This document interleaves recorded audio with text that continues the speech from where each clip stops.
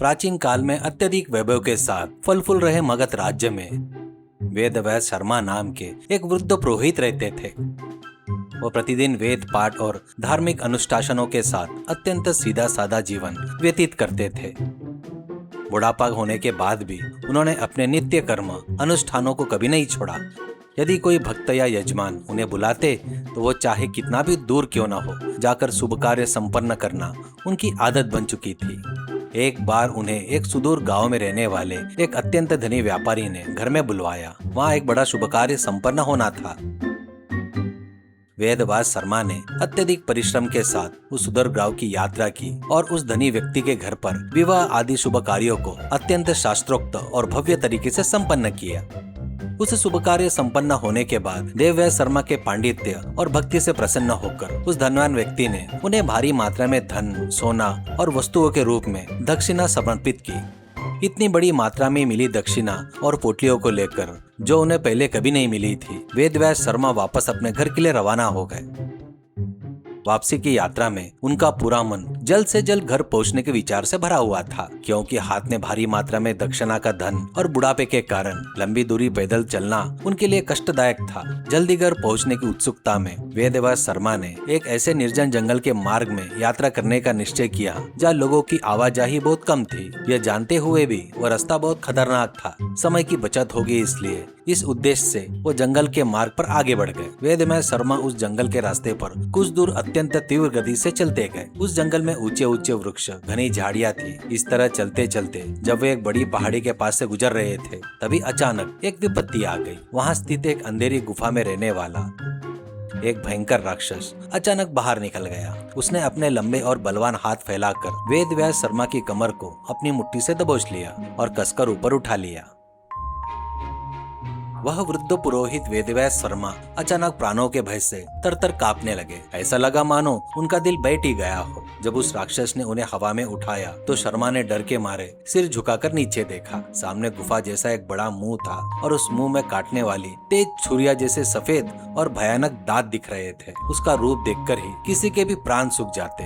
वह शर्मा की ओर अत्यंत अनिश्च और घृणा से देख रहा था और इस प्रकार बोला, ओ बड़े ब्राह्मण, एक समय था जब मैं तेरे जैसे कमजोर बिना खून वाले बूढ़ों को हाथ लगाना भी पसंद नहीं करता था। मेरा बल और मेरी भूख के लिए मुझे बलवान वीरों की आवश्यकता होती थी, लेकिन क्या करे, आजकल सही भोजन मिलना कठिन हो गया है, इसलिए अब तुझे खाए बिना कोई चारा नहीं। ओ सूखे हुए प्राणी। वो इस तरह गर्जा। उस राक्षस ने खुद तुरंत खाने के बजाय इस तरह बात करता देख प्राणों के संकट में पड़े वेदव्यास शर्मा के मन में एक आशा की एक छोटी किरण जागी। उन्होंने सोचा, यदि वह तुरंत मुंह में डालने की बजाय बात कर रहा है तो यदि मैं इसे कुछ ऐसी बातें करूं जिससे उसे प्रसन्नता हो तो वो प्रशंसा के वश में आ जाएगा। इस प्रकार उसे बातों में उलझाकर इस प्राण संकट से बाहर निकला जा सकता है। यह दृढ़ आशा वेदव्यास शर्मा के मन में जागी। तुरंत शर्मा ने डर को दबाया, अपना गला साफ किया और अत्यंत विनयपूर्ण इस प्रकार कहा, हे राक्षसों के राजा, उग्र युद्ध शमशान की ओर बढ़ा चुके मेरे जैसे बूढ़े व्यक्ति का कारणवश जन्म में आप जैसे महान व्यक्ति का भोजन बनकर भूख शांत करना वास्तव में मेरे हजारों जन्मों का पुण्य फल है। आपके प्राण आपको समर्पित करने के लिए मुझे कोई आपत्ति नहीं है, लेकिन मैं इस क्षेत्र में जिस कार्य से आया हूँ वह अलग है। मेरा नाम वेदव्यास शर्मा है। मुझे इस पूरे मगध राज्य में लोग त्रिकालदर्शी के नाम से पुकारते हैं। मैं भूत, भविष्य और वर्तमान काल को देखने की शक्ति रखता हूँ। अपनी विद्या से आपका मुख देखते ही मुझे आपके बारे में एक भयानक सत्य का पता चला, इसलिए मैं आपका भोजन बनने से पहले आपके जन्म का रहस्य क्या है यह आपको बता देना चाहता हूँ। उसके बाद मैं प्रसन्नता पूर्वक आपका भोजन बन जाऊंगा। आप मुझे निशंक होकर खा सकते हैं। उन्होंने ऐसा कहा। वेदव्यास शर्मा के मुंह से जन्म का रहस्य यह शब्द सुनते ही उग्रायुध को तीव्र आश्चर्य हुआ। उसके मन में अपने अतीत के बारे में जानने की उत्सुकता अचानक बढ़ गई। उसने तुरंत वेदव्यास शर्मा को नीचे उतारा और स्वयं घुटनों के बल बैठकर अत्यंत उत्सुकता से इस प्रकार पूछा, क्या बात है ब्राह्मण, क्या मेरी भी कोई जन्म रहस्य है? क्या मैं केवल जंगल में पैदा हुआ एक साधारण राक्षस नहीं हूँ? क्या है वह, क्या रहस्य है? शीघ्र बताओ। उसने अत्यधिक कौतूहल से पूछा। तब वेदव्यास शर्मा ने एक बार फिर से अपना गला साफ किया और चेहरे पर अत्यंत गंभीर और दुख का अभिनय करते हुए आरंभ किया। हे उग्रायुध, 2 पीढ़ी पहले इस मगध राज्य साम्राज्य पर अत्यंत वैभव के साथ शासन करने वाले महाराज विक्रमसेन साक्षात आप हो। इस समय आपके शासन और आपके शौर्य के बारे में मगध राज्य के लोग आज भी कहानियां और गाथाओं के रूप में चर्चा करते हैं। आप एक बार सोचिए कि आप उस जन्म में कितने कीर्ति और प्रतिष्ठान अर्जित की थी। इतने महान सम्राट होने के बाद भी दुर्भाग्यवश एक दिन आप एक अत्यंत क्रोधी और एक परम तपस्वी मुनि के श्राप के शिकार हो गए। उस मुनि के श्राप के कारण आपको इस प्रकार राक्षस रूप में जन्म लेना पड़ा। ऐसे महान राजा होकर भी आप इस दुर्भाग्यपूर्ण स्थिति में इस अंधेरी गुफा में कठोर भूमि पर सोते हुए केवल अपनी भूख शांत करने के लिए मुझ जैसे गरीब और दीन ब्राह्मणों को पकड़कर खा रहे हो। आपकी यह स्थिति देखकर मेरा हृदय तो फट रहा है। ऐसा कहते हुए शर्मा ने अत्यंत दुख का नाटक करते हुए आंखों में आंसू भर लिए। वेदव्यास शर्मा की कही गई इस झूठी कहानी को उग्रायुध ने पूरी तरह सच मान लिया और वह उनके वश में आ गया। वह अपने जन्म के वैभव को याद करके शर्मा द्वारा गढ़ी गई कहानी की कल्पना करके अत्यंत गर्व और दुख के साथ इस प्रकार बोला। इतना दुख मत करो ब्राह्मण, तुम्हारे कारण मुझे अपने इतने महान अतीत के बारे में पता चला। इसके लिए मुझे बहुत प्रसन्नता है। यह जानकर कि मैं कभी मगध राजा था, मेरा जन्म धन्य हो गया। लेकिन हे त्रिकाल ज्ञानी, क्या मैं भविष्य में भी इस प्रकार राक्षस बनकर रहूंगा या इस भयानक श्राप से मुक्त पाने का कोई मार्ग है? उसने अत्यंत आशा से पूछा। इस प्रश्न पर वेदव्यास शर्मा ने अपने चेहरे पर उदासी का नाटक किया और एक लंबी आह भरते हुए इस प्रकार कहा। उग्रायुध, जिसने आपको श्राप दिया था केवल वही मुनि तुम्हें श्राप से मुक्त दिला सकते हैं, लेकिन वह महर्षि बहुत पहले ही सुदूर हिमालय की ओर चले गए। वे अब कभी वापस नहीं लौटेंगे, इसलिए वर्तमान में तुम्हारे लिए श्राप से मुक्त पाने का कोई अवसर नहीं है। परंतु यदि मैं अपने ज्योतिष ज्ञान से देखूं तो तुम्हारे जीवन में एक अद्भुत योग दिखाई दे रहा है। तुम इसी राक्षस रूप में रहते हुए पूर्ण मगध राज्य के राजा बनोगे। ऐसा एक महान योग है। यदि तुम पूर्ण मगध राज्य के राजा बन गए तो तुम्हारे ठाट बाट देखने लायक होंगे। भोजन के लिए तुम्हारे इस प्रकार जंगल में इस अंधेरी गुफा के सामने बैठकर झपकी लेने की आवश्यकता नहीं होगी। राज्याधिकार हाथ में आने के बाद तुम अपनी पसंद के राजसी व्यंजनों का भोग विलास करोगे, पीपो के हिसाब से अंगूर के रस का मदिरा पान करोगे और प्रतिदिन गुलाब जल से स्नान करोगे। बहुमूल्य रेशमी वस्त्र धारण करके 10 उंगलियों में सोने के आभूषण पहनकर सिंहासन पर बैठोगे। तुम्हारी सेवा के लिए सैकड़ों नौकर चाकर उपस्थित रहेंगे। तुम साम्राज्य पर इस प्रकार शासन करोगे, कोई तुम्हारी बराबरी नहीं कर पाएगा। उन्होंने लालच दिखाया। वेदव्यास शर्मा द्वारा बताए गए उस राजसी ठाट बाट के सुख की कल्पना करके उग्रायुध अत्यधिक आनंद से झूम उठा। वो एक छोटे बच्चों की तरह तालियां बजाते हुए इस प्रकार बोला। तुम्हारी बातें सुनकर तो बहुत अच्छा लग रहा है ब्राह्मण, लेकिन मेरे सामने एक छोटी सी समस्या है। मुझे भूख बहुत अत्यधिक लगती है। मुझे प्रतिदिन कम से कम 3 मनुष्यों को खाने की आदत है। यदि मैं राजा भी बन गया और प्रतिदिन 3 लोगों को खाता रहा तो यह देखकर राज्य की प्रजा मुझे पसंद नहीं करेगी ना, वो मुझसे घृणा करेगी ना। उसने अपना संदेह व्यक्त किया। ऐसी शंका करने की आवश्यकता नहीं है राक्षस राजा। वर्तमान में मगध राज्य में जनसंख्या बहुत बढ़ गई है। उगाई गई फसलें सभी लोगों को पर्याप्त नहीं हो पा रही है। भोजन के अभाव में बहुत से लोग एक समय भूखे पेट रहने के विवश हो गए हैं। देश में भोजन की कमी और जनसंख्या की समस्या अत्यंत गंभीर है। ऐसे समय में तुम प्रतिदिन 3 नहीं बल्कि 4 लोगों को खाओगे तो प्रजा यही सोचेगी कि तुम जनसंख्या की समस्या का समाधान कर रहे हो। वे तुम्हारी प्रशंसा करेंगे, तुम्हें कभी दोष नहीं देंगे। उन्होंने विश्वास दिलाया। उग्रायुध ने कुछ देर तक देवव्यास की बातों पर गंभीरता से विचार किया और कहा, सब कुछ तो ठीक है, लेकिन यदि मैं राजा बनना चाहता हूँ तो वर्तमान में मगध राज्य पर शासन कर रहे राजा का क्या होगा? क्या वो चुप बैठेगा? तुरंत वेदव्यास शर्मा ने चतुराई से उत्तर दिया। तुम्हारे इस अपराजेय राक्षसी बल के सामने हमारे उस असमर्थ राजा का बल और पराक्रम भला किस काम का? वो तो तुम्हारे सामने एक तिनके के समान है। तुम एक ही बार में उसे हरा सकते हो। अगर तुम मेरे साथ आओगे तो तुम्हें मगध राज का राजा बनाने की जिम्मेदारी मेरी है। क्या तुम तैयार हो? वेदव्यास शर्मा की बातों में पूरी तरह आकर उग्रमायुध ने सिर हिलाया और उनके साथ मगध राज्य के लिए निकल पड़ा। जब तक जंगल का रास्ता पार नहीं हुआ तब तक वेदव्यास शर्मा के मन में डर नहीं गया था। वो कहीं मेरी माया समझकर मुझे खा न जाए ये सोचते हुए चारों तरफ देखते हुए डर कर चल रहे थे। लेकिन जैसे ही जंगल की सीमा पार करके मैदानी इलाके में पहुंचे, शर्मा जी की जान में जान आ गई। उनका डर गायब हो गया और वो बड़े उत्साह से गुनगाते हुए तेजी से आगे बढ़ रहे थे। यह देखकर उग्रमायुध हैरान रह गया और उसने पूछा, हे ब्राह्मण, जब तुम जंगल में थे तब बहुत डरे हुए लग रहे थे, और अब जैसे ही जंगल पार हुआ तुम इतने उत्साह से खुशी से चल रहे हो, इसका क्या कारण है?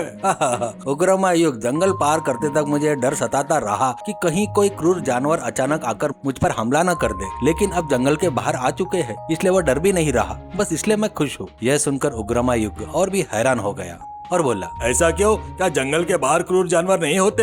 ऐसा क्यों है? वेद व्यास शर्मा ने मुस्कुराते हुए और हाथ हिलाते हुए, हे राक्षस, मछलियाँ पानी में रहती है, वे बाहर नहीं आती, मनुष्य गांव में ही निवास करते हैं। उसी प्रकार क्रूर जानवर जंगल में ही रहते हैं, वे बिना वजह के बाहर नहीं आते। इसके विपरीत यदि मनुष्य जंगल में जाए तो जानवर उन्हें मारकर खा जाते हैं, और यदि जानवर गाँव में आ जाए तो मनुष्य उनका शिकार करके उन्हें मार डालते हैं। इन्हीं कारणों से जिस जीव को जहाँ रहना चाहिए उसे वहीं रहना चाहिए, यही इस सृष्टि का धर्म है। ये बातें सुनकर दोनों चुपचाप कुछ देर तक चले। कुछ दूर चलने के बाद एक नदी के किनारे एक बड़ा गुरुकुल दिखाई दिया। उस गुरुकुल में विद्यार्थी एक तरफ युद्ध कला, दूसरी तरफ तीरंदाजी और कुछ अन्य तलवारबाजी प्रदर्शन कर रहे थे।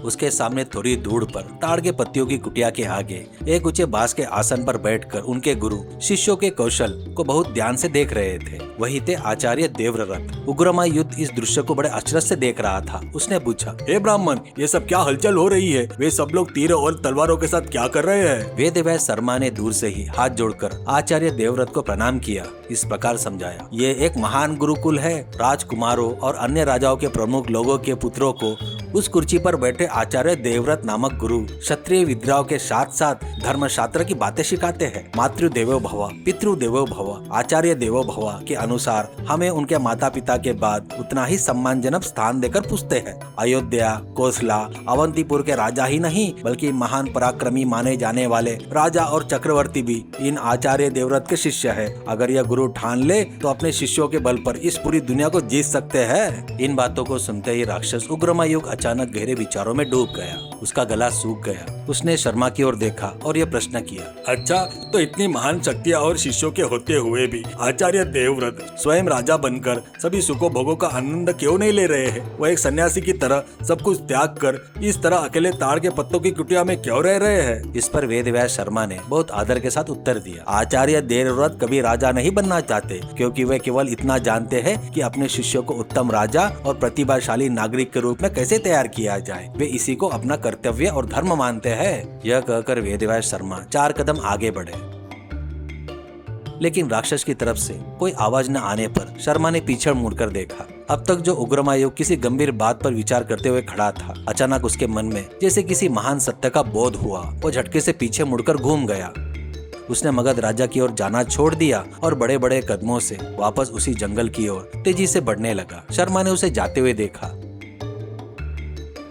यह देखकर वेदव्यास शर्मा ने चैन की सांस ली और जोर जोर से हंसते हुए जोर जोर से तालियां बजाकर पीछे से आवाज दी, ओ राक्षस उग्रमायुध, तुम्हें क्या हुआ? रुको, मत जाओ, इधर रुको। वेदव्यास शर्मा ने जब देखा राक्षस उग्रमायुध जंगल की तरफ बड़े बड़े कदमों से तेजी से भाग रहा है, तो उन्हें जोर से तालियां बजाई, आवाजें दी और उसके पीछे पीछे दौड़े। शर्मा बूढ़े थे, फिर भी अपनी जान बचाकर और इतना बड़ा माया जाल रचकर आखिरकार हाथ आए राक्षस को इस तरह अचानक पीछे मुड़ने का कारण जानने की तीव्र उत्सुकता में उन्होंने अपनी आवाज ऊंची करके इस प्रकार पूछा, ओ उग्रमायुध महाराज, जरा रुको, तुम इतनी तेजी से चलते हुए जंगल की तरफ क्यों जा रहे हो? मेरे प्रश्नों का उत्तर देकर जाओ। तुम मगध देश के राजा बनकर सभी सुखों का, राजभोगों का आनंद लेने के लिए इतने दूर जंगल से अपनी गुफा छोड़कर मेरे साथ आए थे, लेकिन यहाँ आने के बाद उस ताड़ के पत्तों की कुटिया में रहने वाले आचार्य देवव्रत के बारे में सुनते ही तुमने अपना मन क्यों बदल लिया? तुम इतने डरे हुए वापस क्यों भाग रहे हो? क्या तुम ये सोचकर डर गए कि क्षत्रिय विद्याओं में महान प्रतिभाशाली गुरु आचार्य देवव्रत तुम्हें एक जंगल राक्षसी देखकर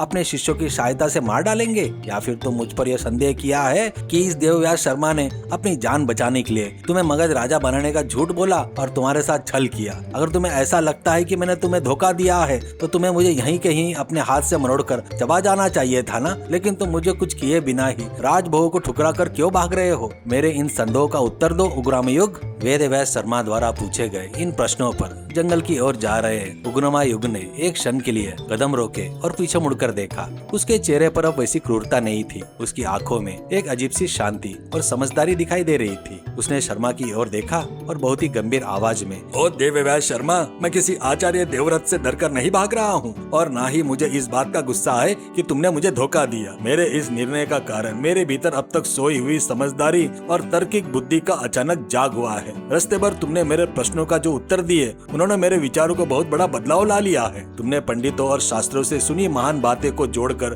बहुत ही सूझबूझ के साथ तुमने सृष्टि के मृग धर्म के बारे में समझाया। तुमने मुझे बहुत अच्छे से बताया था कि मछली को पानी में ही रहना चाहिए और मनुष्य को गाँव में ही निवास करना चाहिए। क्रूर जानवरों को जंगल में ही रहना चाहिए और जीव को जहाँ रहना चाहिए वही रहना, वही सृष्टि धर्म है। इसके बाद यहाँ आने पर तुमने आचार्य देवव्रत की ओर इशारा करते हुए उन्हें गुरु धर्म के बारे में समझाया। तुमने बताया कि इतने महान क्षत्रिय विद्याओं की ज्ञान होने के बाद भी वे एक साधारण योगी की तरह ताड़ के पत्तों की कुटिया में रहकर शिष्यों को विद्या देना ही अपना परम धर्म मानते हैं। इन दोनों बातों को सुनते ही मुझे अपने स्वयं के राक्षस धर्म का बोध हो गया है शर्मा। जब जानवरों का जंगल में ही रहना सृष्टि का धर्म है और एक महान वीर गुरु स्वयं राजा न बनकर कुटिया में रहकर विद्या दान करना अपना धर्म मानते हैं, तो मैं एक जंगली राक्षस होकर अपने राक्षस धर्म छोड़कर मनुष्यों के राज में जाकर राजा बनूं? यह तो सृष्टि के धर्म के पूरी तरह खिलाफ होगा ना। राक्षस के रूप में जन्मा मैं जंगल में ही रहूं और गुफाओं में निवास करूं, यही न्याय है। प्रकृति द्वारा निश्चित स्थान को छोड़कर दुराशा में मनुष्य के भोग विलास की ओर जाना धर्म नहीं है। इसलिए तुम्हारी बातों से मुझे जो ज्ञान प्राप्त हुआ है उसके कारण अपने राक्षस धर्म से बनकर मैं वापस अपने स्थान यानी जंगल यानी अपनी गुफा की ओर जा रहा हूँ। उग्रमा युग ने बहुत ही विवेक के साथ उत्तर दिया। एक राक्षस अपने मुंह से इतनी परामार्थ की बातें और तार्किक स्पष्टीकरण सुनकर वेदव्यास शर्मा आश्चर्य से फटे मुंह देखते रह गए। उन्होंने कभी कल्पना भी नहीं की थी एक साधारण से राक्षस में इतनी समझदारी और सृष्टि के धर्म के प्रति इतना सम्मान हो सकता है। शर्मा द्वारा दिए गए ज्ञान को ही पूंजी बांधकर जिसने जिस तरह खुद को बदल लिया, शर्मा ने मन ही मन में उसका सहारण किया। उग्रमा युग ने अपने लंबे हाथ हिलाते हुए वेदव्यास शर्मा को विदाई दी और जंगल के रास्ते पर तेजी से बढ़ते हुए कुछ ही देर में घने पेड़ों के बीच और झाड़ियों के पीछे ओझल हो गया। वेदव्यास शर्मा ने अपनी जान बचाने के लिए भगवान को धन्यवाद दिया और हाथ में बंदी दक्षिणा की पोटली को कसकर पकड़ते हुए बहुत खुशी खुशी अपने घर की ओर चल पड़े।